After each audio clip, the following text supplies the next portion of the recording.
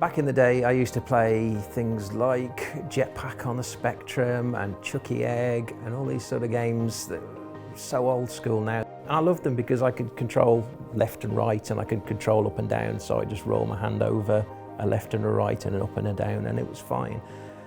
And then over the years you then move on to things like an Atari, which had a joystick which was really good, and one button, so that was fine. But then obviously the new technologies come through and the new super consoles, and they are fabulous, but they have more buttons than I can cope with.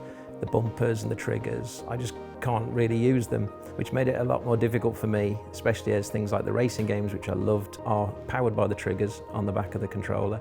And then it was mainly through a guy called Steve, who works at Game Telford, that I found out about SpecialEffect and the work they do with disabled gamers. I've got a positive reply, come down, come see us, come play games. And we sat in this very same room, asked me how I played games, so I got into my contorted positions of how I was trying to use triggers and how I couldn't really use both triggers at the same time or any of the bumpers.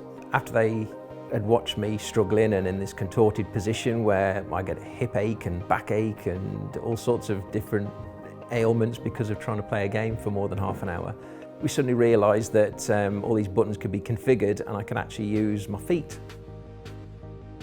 Now, the first time we put the buttons on the floor and I took my shoes off and started using my feet, it was incredible. It was just opened up so many possibilities gaming-wise. It was just amazing, and it literally opened up the world of gaming to me, and I can literally play any game I want to now.